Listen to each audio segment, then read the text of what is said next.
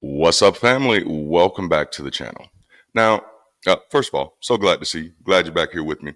But I got to say, today's conversation is going to be a little serious, right? We're going to. I mean, you've seen the thumbnail. This is definitely a different conversation than I usually have. But this is something that one of our subscribers asked about, and so I'm going to speak to it. But before I do, I woke up to a very interesting situation. Like I was so surprised, didn't know what the fuck was going on. So, you know, I wake up, I do my little morning routine. I come to my office, check on my stuff for work, and then I get my other machine pulled up so I can start working on this stuff. So I pull my notes together for my conversation this morning and get StreamYard pulled up, and then I'm getting my YouTube pulled up because I'm always kind of paying attention to the data. I'm doing my best to be as intentional as possible about our progress as a community, right? So I get a notification in YouTube, and my Discord is going off a little bit, and I'm like, I don't have time yet because, you know, honestly, and this isn't a flex, nor is it a cry for help. It's just it's the cost of doing business. Like right now, I literally work 15 to 16-hour days, and just trying to make it all work, you know. Um, but so I get this notification on YouTube, and I go click it just to see what it is, to see if it's something my bot missed. You know, poor fella. And it was a comment from something that looked like a Christian's name, and then it was a link. And my first gut was like, no, I'm about to delete this fucking link because it's probably just some proselytizing bullshit, right? But I am a man of reason and critical thought. And I say, well, I don't know what it is if I haven't looked at it yet. So I click the link to see what it is. And up comes a video called I Have a Few Problems with This Darante LaMar Character. And I'm tagged in it and everything. And I'm like, oh my fucking God. But it was Chris Mallard with the Atheist Morning Show. And I was pleasantly surprised. I got to join in a little bit. They were going through the Bible study that we did last night. And like that, there's no way in the world I woke up and thought that was going to be my morning. But Chris, if you're watching this, man, that put a huge smile on my face. You know what I'm saying? I think I felt like a kid again for a moment. That's just amazing. I think that's one of the things miss about the church world is that I did have that type of fellowship and connection with other brothers and sisters in the faith, and I love the fact that I am finding that same sense of communion, for lack of better words, and that same sense of kinship in the secular community. And so it's been beautiful. People like Kyle Butler. Got to meet Drew, AT Coffee, Sean Towers, who I've definitely got to get back on the channel. And now Chris Mallard, man, I'm grateful for these type of opportunities. I'm grateful for this type of support. I'm grateful for the work that we're all out here doing. And so if you haven't checked out the Atheist Morning Show, I suggest you check it out. And let me make sure that I get the channel name right because I want you to go over there. It's the Damn Network, the DAM, Daily Atheist Morning Network. I think that's right, Daily Atheist. I know Daily Atheist is in there, but it's the DAM Network, and he does the Atheist Morning Show right now. And it's actually a very popular show because he started streaming 94 minutes ago, and there are 51 people watching right now. You know, well, not right now because this is pre-recorded, but at the time of this recording, there were 51 people watching it. So go over there, give him a like, give him a subscribe, check out his work, man. I actually got to drop in on him last week because every now and then, you know, YouTube gives you notifications and stuff. And I was like, ooh, I like that name, the Damn Network. And I had seen him in our chats a few times. And so I was like, oh, let me go check it out. Which, again, I don't always get that time. But what I do typically like to do is have stuff playing in the background while I'm working. And so that gives me exposure. Now, honestly, I don't do it as much as I used to because my day has become so compacted. Um, Yikes. Like, oh my goodness. I need a better job. I'm gonna just say it that way. Now let me stop. But no, my day is fairly compacted. So now I do prefer to have music playing more so than videos, just to kind of help keep me at ease. I do typically wrestle with high blood pressure, so the music is helpful for me.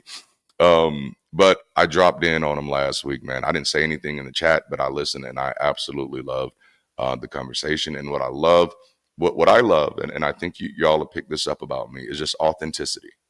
You know what I'm saying? Nobody has to look like me, act like me, behave like me. I just love people being themselves. I'm not vicariously living through nobody else, and nobody's vicariously living through me. We are all living our own experiences. And when I see people truly having a good time living their own experiences while also trying to do well in the world, man, that just that boils my potato in a good way because I actually like potatoes. All right, so if you haven't already, make sure to like the video, subscribe to the channel, hit that alert notification bell, consider joining, supporting, or connecting with this community channel or content in any way that makes sense to you. And this is definitely a video that you are going to want to share.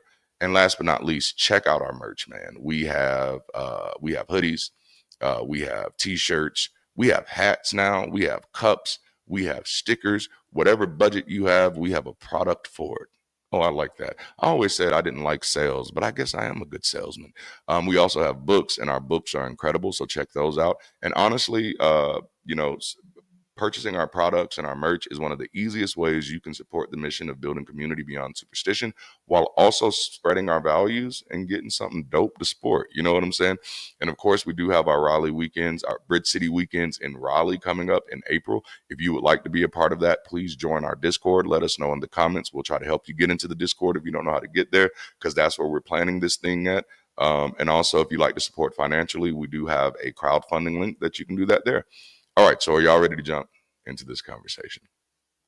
So, in one of my videos, someone asked, and it was off the topic comment, but I do read all of my comments. You know, the only comments that I don't read are the ones that have already been flagged as dishonest interlocutors. You know what I'm saying? Those have already been flagged. They just get the poor fella. You know, algorithm bot go, poor fella. You know, that's what they get. But other than that, I do read all of my comments. It may take me at most 2 days. I think is pretty much where it's gotten to now, where it sometimes takes me up to 2 days to get back to all of them. But I do read all of my comments, even if they're irrelevant, because they're just people and they're sharing things that are on their mind. The same thing that I'm doing here. And as long as it's not offensive, as long as it's not accusative, as long as it's not attacking me, I'll typically respond in good faith. And this one I haven't even responded to yet. I just saw it and I said, you know what? I'm going to do a video on this because I've heard people talking about it, but this was definitely something that I was not as attached to. Primarily because like as just my personality type, I am not a fan, right? So like I've never been a fan of anybody. Like I find it weird. Like and it's not just with people. I also don't have a favorite. You know what I'm saying? Like the word favorite is very weird for me. Like people ask, what's your favorite food? Why do I have to have a favorite food? Why do I have to choose just one?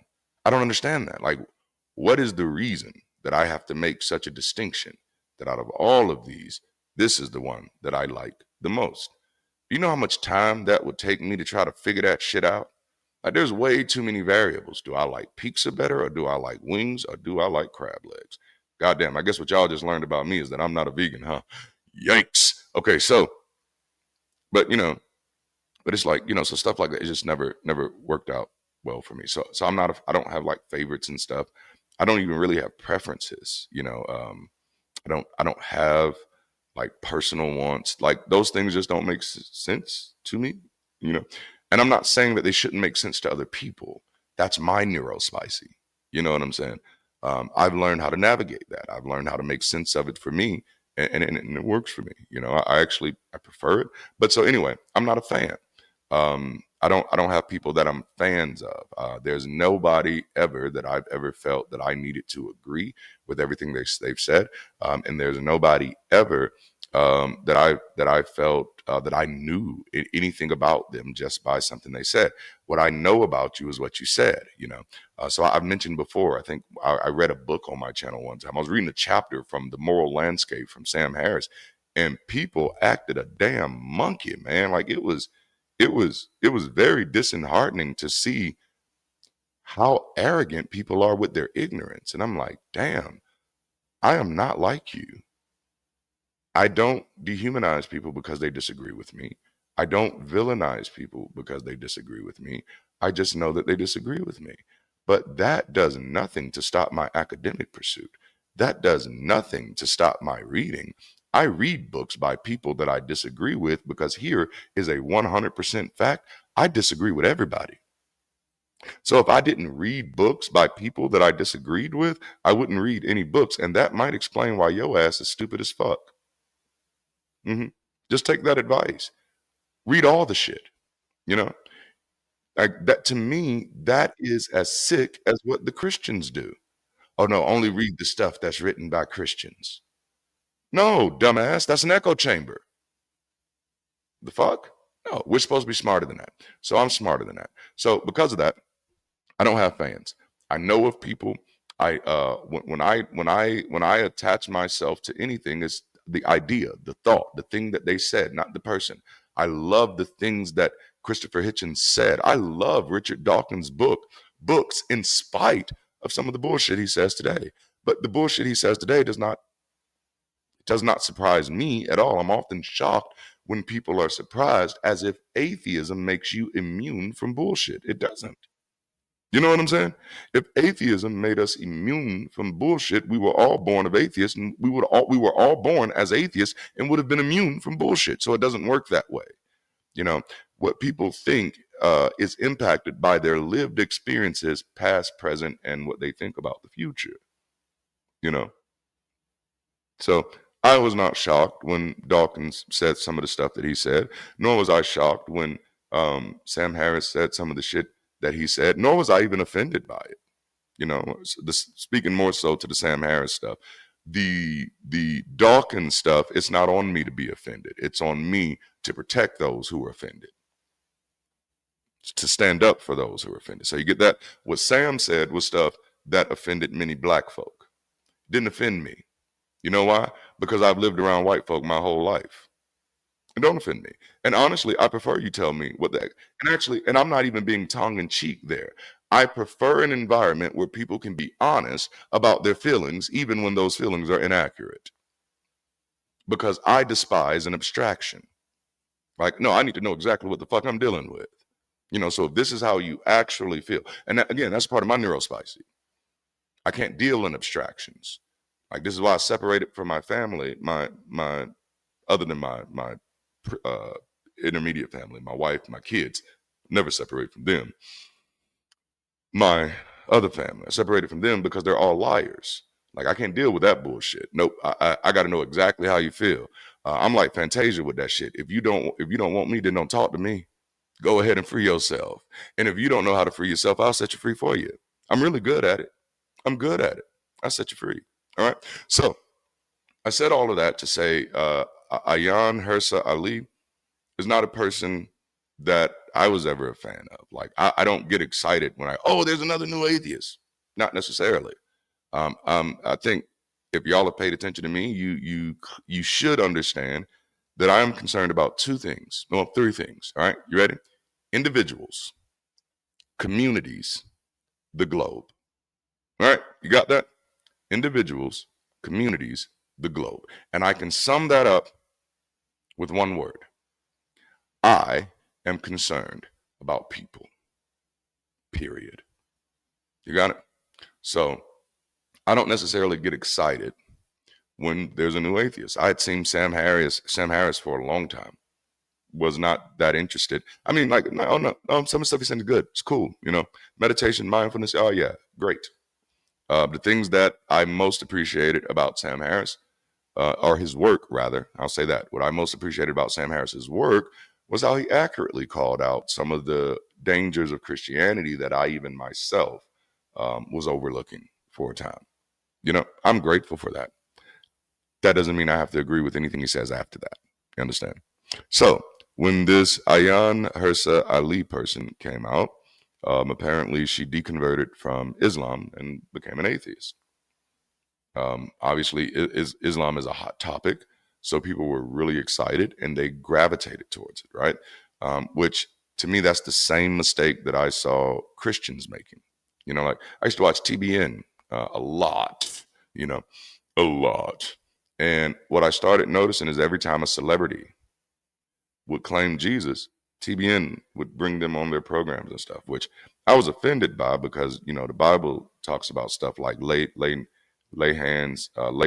lay hands suddenly on a novice, you know, which was ultimately about like not platforming people who just got saved too soon, which is actually good advice because it's, you know, it's you got people who are overzealous but don't really have a knowledge, don't have a root of anything. And so I saw that happening in Christianity a lot. And I'm not saying that Ayaan, and I don't know if I'm pronouncing her name right because, again, not a fan.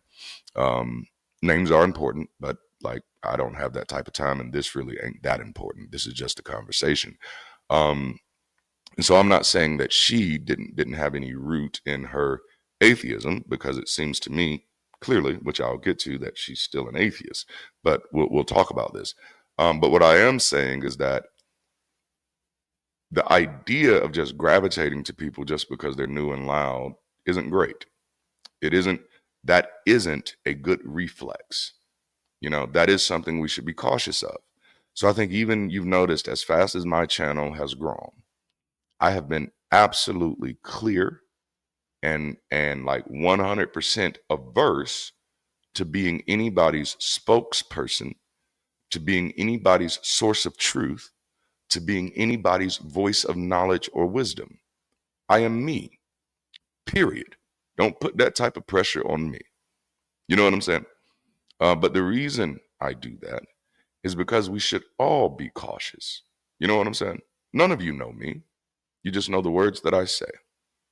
And even hearing me say the words doesn't give you any insight into who I am as a person. You know, it makes you feel like you do, I'm sure, you know, and that's because I'm really good at what I do. And I'd hope that if you ever spent time with me, you'd say, you know, no, Darante is really this person. But until you've spent that time with me, you don't know that, right? This is how I treat everybody that I don't know. I don't know Sam Harris. I don't know Lawrence Krauss. I don't know Richard Dawkins. I don't know R. Kelly. I don't know Bill Cosby.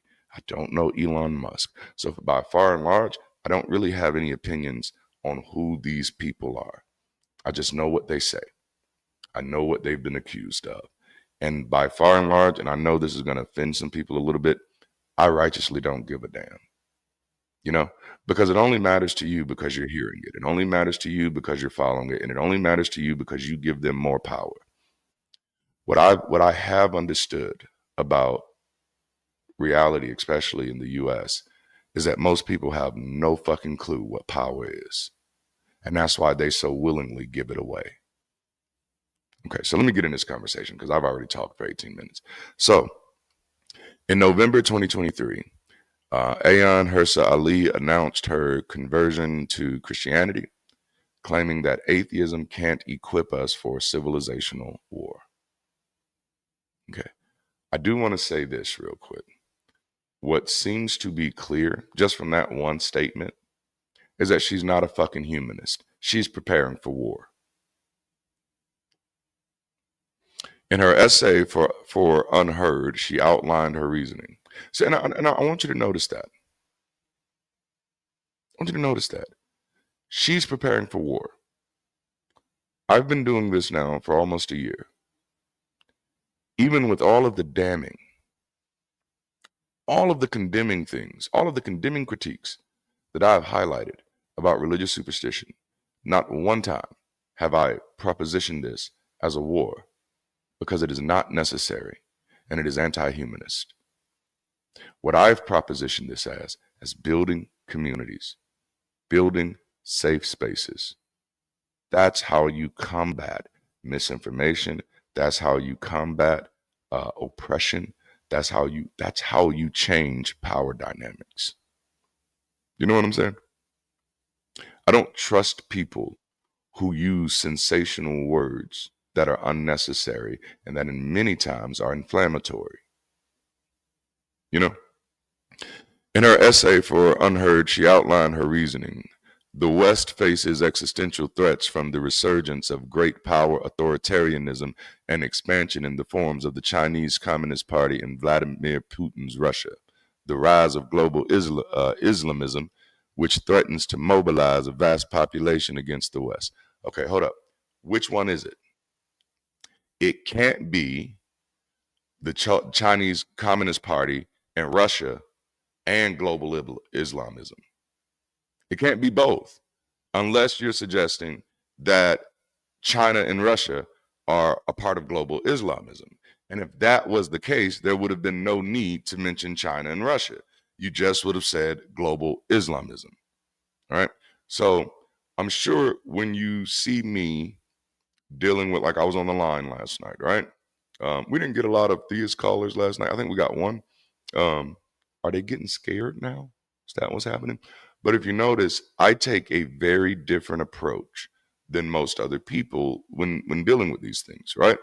I absolutely admire everybody else's approach, and most of them do things that I couldn't do. Matt, Forrest, Jimmy, they're going to call out things that I couldn't have even thought of. Likewise, I'm going to do the same, and that's what's beautiful about it. But I pay attention to the words. Like, one guy called in last night and he said, I had these coincidences, and now I'm thinking they had to be God. Well, I'm like, well, either you don't know the definition of coincidences, you know what I'm saying, or you accidentally used the wrong word. And what I was able to show this brother, this young man, is that no, you already know this is not God. That's why you use the word coincidence. Coincidence is something, the definition of coincidence is when something happens that there is no apparent causal connection, which means when you call something a coincidence, you know that you don't know the cause behind it. Hello. Okay, so I pay attention to the words. I pay attention to the simplicity of things.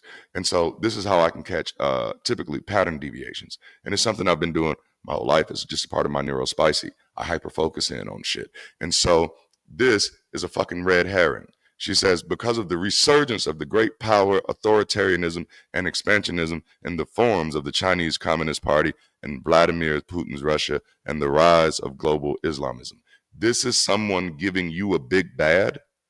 And this is incredibly effective. It's used in politics over and over again. It's someone telling you the boogeyman is here to take your candy. And so you need to do what I'm doing. The Republicans, they do it with trans people and immigrants. The Democrats, they do it with white people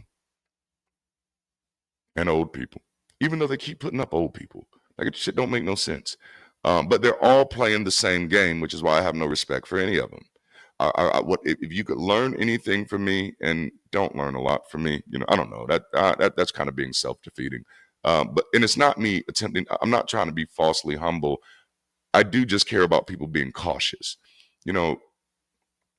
Don't learn from me. If I say something that interests you in learning something, go learn it. But I want to say, if you can learn something from me, recognize when you're dealing with a politician. You know what I'm saying? We'll start there. Because this is political gumbo. It's political word gumbo. You know what I'm saying? It's not even the good kind. There's no anadui sausage in this shit. You know what I'm saying? Nah. And so it says threatens to mobilize a vast population against the West. Okay. I understand she's supposed to be smart. Well, I'm not going to say supposed to be, because that's demeaning. I understand that she's an intelligent person, but that is a fallacy. That's called a slippery slope. That's how that works. Okay, let's continue to go on. And the viral spread of woke ideology, which I'm going to hammer that nail on the head, which is eating into the moral fiber of the next generation. That's virtue signaling. Like, what the fuck, man? According to Ali, only a return to Judeo-Christian traditions can offer a credible path for the survival of a Western civilization. So returning to traditions where we criminalize interracial marriage, returning to traditions where we criminalize people for their gender or sexual orientations. We're returning, like, what the hell is wrong with this woman? You know what I'm saying? Again, I'm not a fan, so I never jumped on a bandwagon in the first place. So y'all are going to have to tell me what was so attractive. Other than the fact that you had somebody who was talking about Islam, which is something I have critiqued as a fatal flaw in the secular community, that we build around what we do not like as opposed what we want to see. So everybody wants to be anti something. You know what I'm saying? Motherfucker, what are you pro? Your anti doesn't do shit. Unless you're willing to fight for it, which I'm going to be honest with you, most of the people I've seen in the secular community are absolutely fucking cowards. No, like the ones that talk the most, like they talk the most, yeah. And as soon as shit don't go their way, I'm moving. I got my passport ready. So you're going to leave everybody else fucking behind who you just claim to care about. No, you're a fucking coward. Go ahead and get your fucking passport and get the fuck up out of here because we don't need you. If you're going to be useless, if you're just going to be loud, you're going to talk about shit and not be a part of the actual fucking solution, then no, what the fuck are you doing? No. And unfortunately, the secular community has breeded this type of cowardice. It has. Because all we got is conversations. Where the fuck is the construction? Okay, I'm going to get on. I didn't realize I was going to be as passionate about this shit. But I told you this one was going to be a little hard one. This announcement was met with criticism, as it should be, from both Christians and atheists. Christians doubted the sincerity of a conversion because it is not a conversion, seeing it as a cultural rather than spiritual embrace of Christianity. Atheists, meanwhile, were baffled by her failure to address materialist critiques of the very religion she now champions. Her conversion, far from a spiritual awakening, appears to be a political maneuver cloaked in theological rhetoric. Okay? But this is one of the things that I remind people of. There are people who are atheist and humanist, and there are people who are just atheist and anti the experience they had. And so they have not interrogated any of those other experiences. Okay? But I want to go on a little further here. I want to make it clear that honestly, this likely shouldn't even be a conversation in the secular community because she is not she is not a Christian. She is a politician. She's a politician in intellectual disguise. Her own words betray her. In her essay, there is no acknowledgement of the supernatural, the spiritual, or the divine. There is no mention of salvation or a personal relationship with Jesus Christ as her personal Lord and Savior. What she offers instead is a utilitarian argument for Christianity, and not even Christianity, but Judeo-Christian traditional values as a bulwark against Islam, authoritarianism, and so-called woke ideology. Okay? Her conversion is less about faith and more about strategy. She is like some of the Christians that I've met before, which I've told you plenty of times that most of the Christians you meet are not actually Christians. She sees Christianity as a convenient vehicle, a political tool to further her anti-Islam agenda, which has long defined her public persona. This is not the transformation of Saul to Paul on the road to Damascus. This is the calculated pivot of an opportunist. Hirsi Ali's invocation of wokeism as a threat to civilization is a transparent distraction. Anytime an intellectual resorts to phrases like woke culture or wokeism, one can be assured that they have an agenda. Such terms are rarely, if ever, rooted in data or objective analysis. They are dog whistles designed to signal allegiance to certain political ideologies while demonizing dissent. Let us be clear, wokeism is not a culture. Culture is the shared collection of beliefs, values, behaviors, and material artifacts that define a group of people. By that definition, wokeism does not qualify. Those who use the term are lying or grossly misinformed, and in either case, they should not be trusted. When you hear the term wokeism, know that you're dealing with a red herring. She seems to parrot the talking points of the Republican Party, regurgitating unverified claims and narratives designed to provoke rather than inform. Having traveled extensively across the United States this year, probably more than the average, I can say unequivocally that I've never been bombarded with this alleged wokeism as she so vehemently decries. The very invocation of the term is an act of political theater, a way to vilify minorities under the guise of cultural critique. You know, this is the same thing that was done with reefer madness. You know what I'm saying? This is the same thing that was done with the gay craze. It's the exact same thing. What I don't understand about most people is how do we not know when we're seeing the same trick by a different pony? It's the same fucking trick. It's just a different pony. You know what I'm saying? Damn. And it's actually a little sick. It's sickening.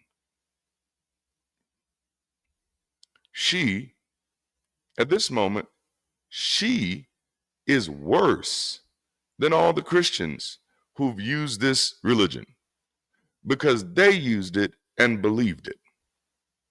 She is using this in some type of Machiavellian attempt to get what she really wants, you know? And in her word, and this is why I have a problem with people who are more anti than pro, because in her world, she is very much a lesser of the two evils type of person. I don't need evil at all. I don't need the lesser of two evils. No. I'm here for the good. I'm here for the better. I'm here for the best. Fuck the rest. You know what I'm saying? No, I don't need that lesser of two evils.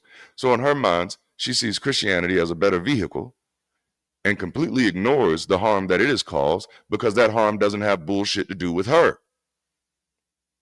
She is a person who has been so victimized by Islam that she cannot honor or respect the victims of Christianity. Oh, I want to call her a name right now, but I'm not, because I don't like to do shit like that. Now, I use that word for sure, but I don't want to use that word in a sense where it can be taken as sexist. You understand? You know, yeah, I'm sure y'all know what the word is. But another thing that I noticed here, because I went and listened to a few of her videos to give myself some context. And I realized what I'd like to call out here is her elitism and hubris. I watched one of her videos where she talks about her and a minority of others being the leaders of the whole world. So you got to pay attention to the shit that people say. This is an antiquated worldview. She presents herself as an intellectual elite who knows what is best for everyone else. Intellect knows that that's not a possibility. I often remind people that intelligence is not knowing what you know, it's knowing what you don't know. And what you don't know is what's best for everyone else because you don't fucking know them. It's a lot of us out here. Her arguments are not born of lived experience or deep expertise, but are cobbled together from media narratives and ideological biases. Her criticisms of wokeism are based not on rigorous analysis, but on the prejudice of those who have promised her a platform. Let us be clear about what Ayaan Hirsi is not. She is not an expert on U.S. history, let alone African American history. And this is what I need to critique white folk for. Just because somebody black don't mean they get to speak for all black people. Y'all need to stop doing that bullshit. Because I've heard this woman say so much foul, misinformed shit about U.S. history as it pertains to African American history. And I'm like, who the fuck gave this stuff a pass? She doesn't have that lived experience. We have historians here. Why the fuck do we always look over the people who are qualified to have an opinion to just put the person who's loud? Stop that bullshit, man. Her comments on these topics are riddled with inaccuracies and offensive oversimplifications. Number two, she is not a sociologist or a psychologist. Her opinions on culture are uninformed and shaped more by her biases than by any credible study of human behavior. And lastly, she is not a fucking Christian. Her conversion to Christianity lacks any acknowledgement of the core tenets of the faith. A kitten can get in an oven and it doesn't make it biscuits. That's some old school stuff for you, you know. Yeah. Like we down like 4 flat tires type of shit. You know what I'm saying? What she is and what she has always been, let's be clear, and not just her, gonna help you here, but many of the others are political pundits. Okay? Anybody who is talking the talk but is not building organizational or institutional change is in this for their own selfish agenda. That's just the fucking math. She's a provocateur in the vein of Candace Owens. Like Owens, she uses her platform to advance a divisive agenda, presenting herself as a courageous truth teller while serving as a mouthpiece for ideological puppeteers. See, the thing about being a truth teller is you actually have to tell the truth. And no one who is a truth teller is willing to accept a lie for convenience. And that's what she proudly says. She proudly says that she's willing to accept a lie if that could help her fight Islam. You consider what those ethics mean to you. It's Machiavellian at that moment. I read the book. I read The Prince. I understand what she's going by. I know the playbook. And she's not the only one following that playbook. There's a parallel here. A person who has been of equal concern, Elon Musk. So she's not alone in this performative embrace of cultural conservatism. Elon Musk, too, has positioned himself as a defender of Western civilization, railing against wokeism while advancing his own agenda. I'd also like to point out that Elon also is not a sociologist and has no fucking idea how to measure what is a culture and what is not. Like Hirsi Ali, Musk invokes the specter of cultural decay to rally support, but his motivations are no less political. Musk's critique of woke ideology is as shallow and self-serving as Ali's is. He uses his platform to attack perceived enemies while cloaking his rhetoric in the language of free speech and progress. But make no mistake, Musk's agenda, like Ali's, is rooted in self-interest, not principle. He is another example of an elitist exploiting cultural anxieties to consolidate power and influence. Now, I did my damning critique. In order for me to be unbiased and objective, I have to highlight the failure of secularism to organize. It is important to acknowledge that these ideological shifts, Ali's to Christianity and Musk's to cultural conservatism, stem in part from a justified frustration with the failures of secularism. And to be clear, the election of Donald Trump twice is a sign of the failure of secularism. But to also be clear, so was the election of Joe Biden. And just to make it even further clear, so would have been the election of Hillary Clinton. Yep, putting it all out there. They're all the old guard. See, this is what you need to understand about politics. Nobody in politics cares about you today. And I know that that's exaggeration. So there's a fallacy there. So, but it still stands. I say it. They don't. It's a career for them. And that career is based on promises that they have to keep to others in order to get where they have to go. And those promises are often decades old, because that's how long it takes to get into those types of seats of power. We don't have to pretend like we don't know how that fucking game is played. It's time to kick over the fucking table. You know what I'm saying? No. Anybody who's in politics who is over 60, they're already indebted to the politicians that came before them. They're not indebted to the American populace. You need to understand that. You need to understand that. Like I said, people in this country have forgotten what power is. So they unashamedly keep giving it away. This is why I don't share in some of the fears that some of the others of you have. I'm not afraid of shit because I haven't given away my power.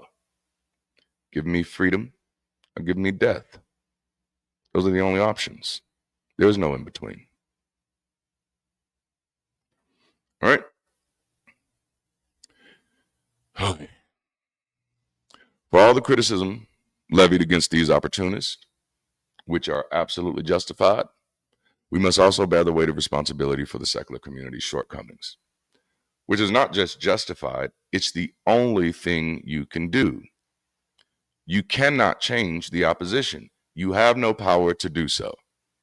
Yelling at the opposition is the most useless bullshit you can do.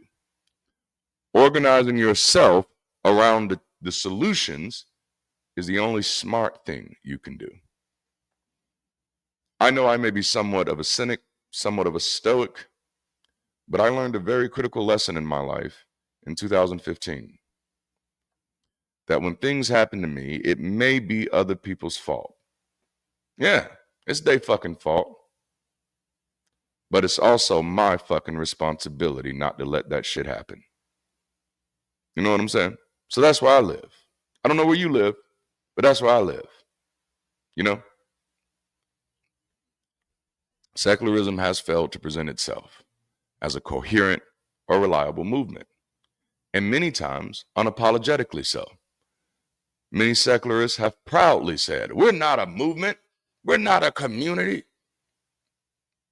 Many times as a childish rebuttal to someone saying, well, this looks a lot like religion.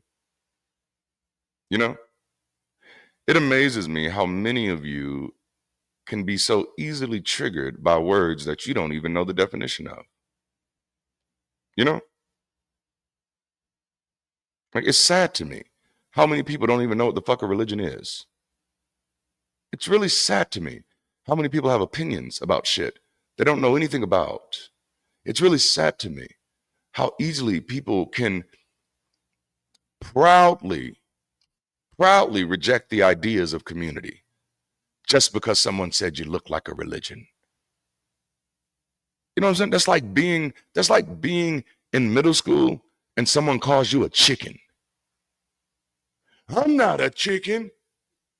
What is the utility of even responding to such bullshit? You know, and in our response, we have purposefully deprived ourselves of any type of organizational or institutional strength. Does that sound smart to you? Does that sound intelligent to you? Does that sound like critical thinking led us there?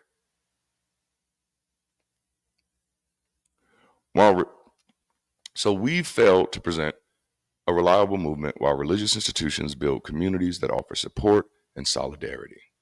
Secularism has too often prioritized individualism over collective action instead of realizing that they are not mutually exclusive. You can do both, bruh. You can walk and chew gum at the same fucking time. The result is a fragmented landscape where isolated voices dominate the conversation, but sustainable, impactful communities are few and far between.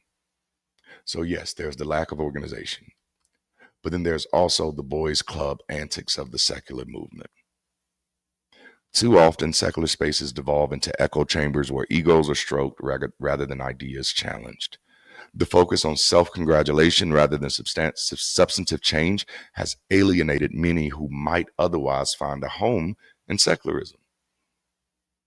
Instead of fostering community, which is the basic building block of social progress, mind you, secularism has chosen to platform personalities without requiring any of those personalities to build communities. It's like the dichotomy between the church and motivational speakers. Many people in the secular community have no problem with motivational speakers, but they call the preachers criminals. But it's the motivational speakers that are charging you $1,000. And it's the motivational speakers that the only thing you're getting in return for that is 1 hour of their time in a crowd of 300 other folks. But the preachers are actually building community. But because many people in the secular community do not understand that dichotomy, they did the same thing to themselves. They created a whole bunch of secular motivational speakers without holding any of them accountable to building community. So they all became political pundits. Or not they all, but many. That's what they are, though. Like talking heads. I'm a talking head in a sense if I don't do the work that I say that I'm here to do. You get it?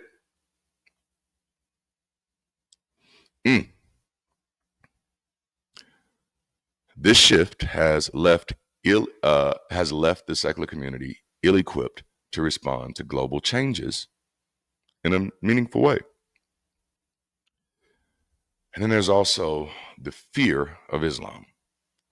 Many believers and non-believers alike are deeply concerned about the global rise of Islam. While some, like Ali, turn to religion as a counterbalance, others look on in frustration as secularism fails to offer a viable alternative. I'm like, much of what I see and hear, other than a few, and I think I've always tried to be very mindful that, yes, there are others out there who are doing this work, but we still have to call out the ones who aren't because we need more doing the work. That's why this shit is happening, because we're not offering a viable alternative, nor are we even holding ourselves accountable to do such. We won't accept that responsibility. And I get it. Atheism is not a worldview, but fucking humanism is. You know what I'm saying?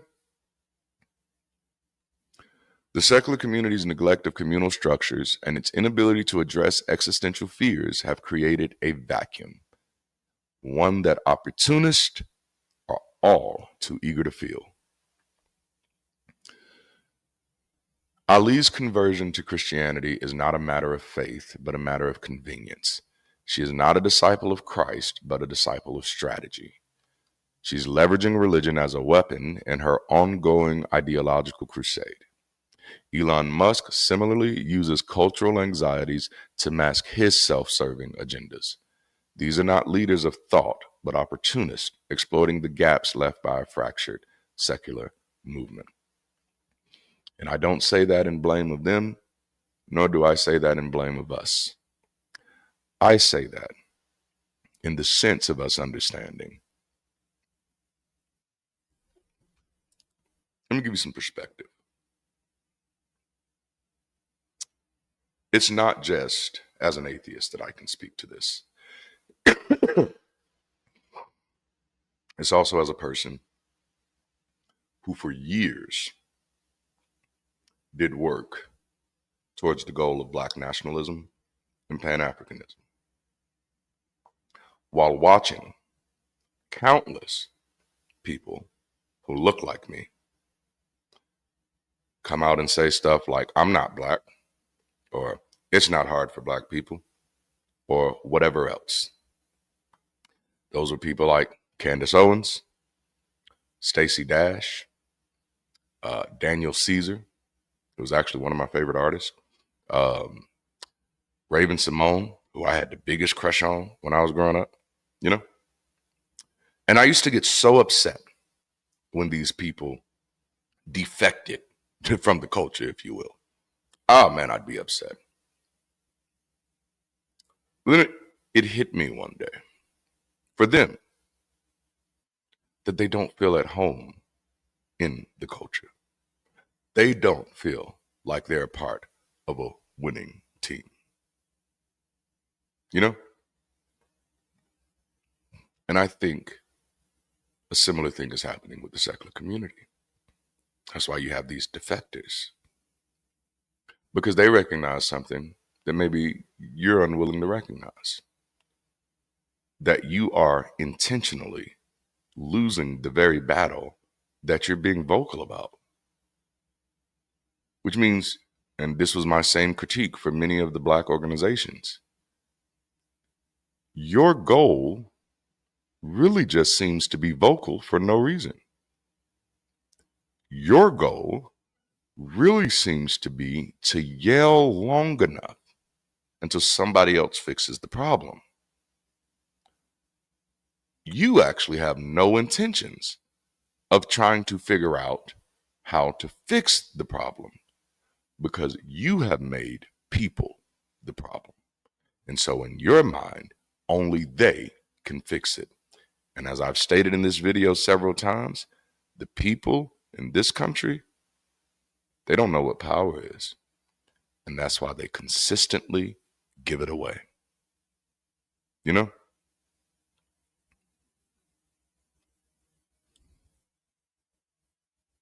Community is power. Okay? You understand that? Talking is just talking. It's helpful. Sure. But it is useless by far and large until it's plugged into a community that is building on those conversations in a tangible way. Seems to me like we just want to be the people pointing to where you can go instead of becoming the places that you can go. You know, we have to get over this. Oh, well, somebody else is already doing that. You know, you got to get over that shit. You can do it too. They can be doing it. You can be doing it. And 1,000 other motherfuckers can be doing it, because the more people who are doing it, the better. I am concerned because I've called this out before. Y'all remember there was an organization that I was working with, and I said they had an outdated way of working. Their way of was, if you do stuff, if you are a part of our volunteer system, then you can't do stuff on your shows on the day that we do stuff on our shows. This bass backward shit is anti-community. Okay? If the only thing you do as community is make each other feel good, then you don't know what the fuck community is. And it's time for your ass to get a clue. And this is a message to the entire secular community. Regardless, if I don't give a fuck who reconverts to Christianity, it's not a hit to me. It's not my fucking business. I did this conversation because it was a question.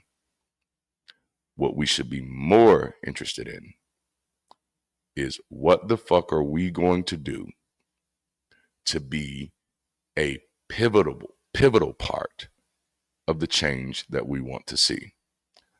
I've already told you what I'm doing. I'd love to hear what you're doing, you know? Now, while we critique these figures, we must also reflect on our own failures, because that is the more useful gambit. Me knowing what's wrong with other people does nothing for me. Me knowing why other people are wrong and bad does nothing for me. Me understanding what I can do about it does everything for me. You know? Secularism has neglected to build the communities and networks necessary for social progress. And that shit isn't rocket science. It's not. If we haven't done it, it's because we weren't trying to. Secular community is just as susceptible to magical thinking as everybody else. I saw that during this previous election.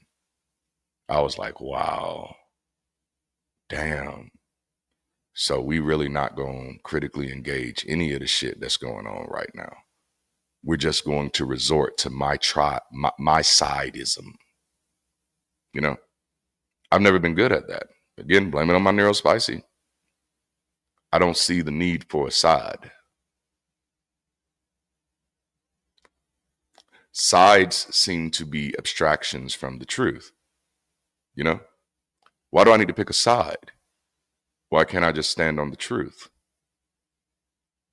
I notice anytime when people pick a side, they often become biased because that's the fucking definition of picking a side. It is focused on platforming personalities instead of fostering solidarity. If we want to challenge the rise of opportunists and offer a meaningful alternative, we must begin by organizing ourselves into the kind of community that organizes around the change that we want to see in the world. You know what I'm saying? I want to be clear that my critiques of the secular community, which I'm loud about, I'm not saying that what other secularists and other atheists and agnostics are doing should be stopped. It's not what I'm saying at all. Those things are good. They meet a need. What I'm saying is it's not a fucking enough. And so they don't have to stop doing those things. They don't have to change doing what they're doing at all. They meet a need. And apparently community is not the need that they want to meet. So and here's the thing, if it's not a need that's important to you, I don't want you fucking working on it.